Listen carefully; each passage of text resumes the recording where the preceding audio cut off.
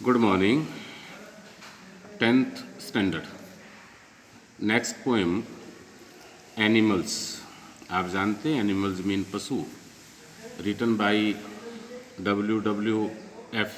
इस नेम से आप यदि कभी को याद रखेंगे याद रह जाएगा, वाल्ट विटमैन। और आपको बड़ा आश्चर्य होगा कि कितने साल पहले ये पोएम लिखी गई और प्रत्यक्ष रूप से आज हमारे आंखों के सामने है वो नतीजा जो कवि ने कहा। कवि क्या कहता है? The poet tells us that he feels more at home with animals than human.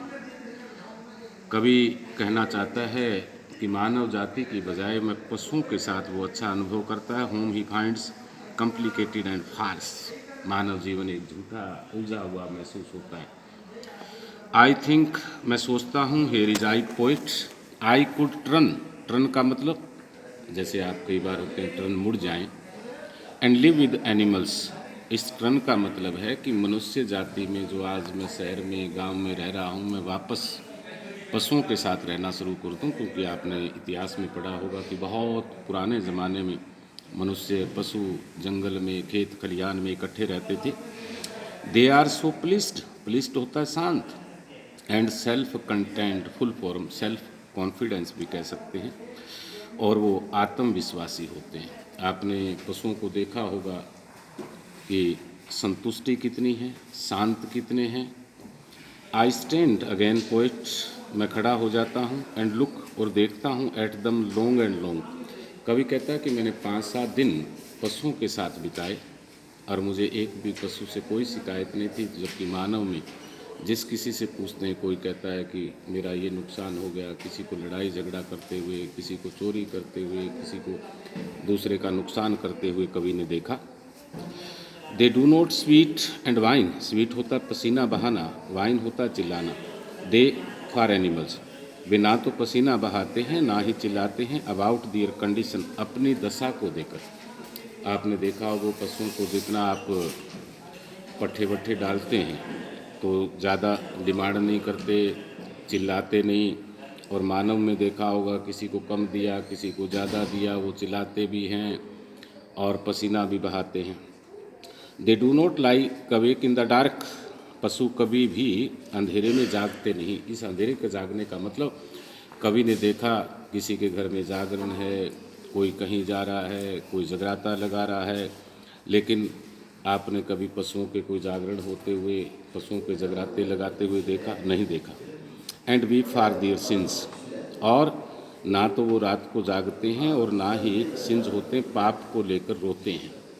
आपने देखा होगा कि संसार में हर मनुष्य मंदिर जाता है, मस्जिद आता है, गुरुद्वारे जाता है, या अन्य चर्च जाता है, या अपने पाप धोने के लिए कोई हरिद्वार जाता है, कोई कुछ करता है। लेकिन पशुओं को कभी आपने हरिद्वार जाते हुए देखा है?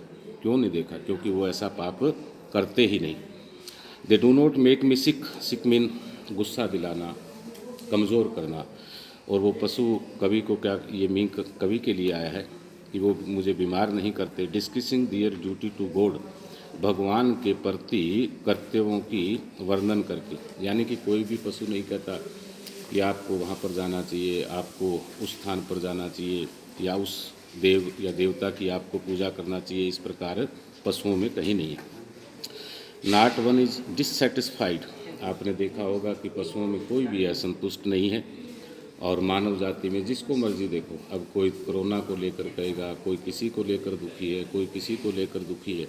और इसका कारण कि पिछले 30-35 सालों में जो प्रकृति का नुकसान किया है वो मानव खुद भुगत रहा है। पशुओं से दूर हो गया है।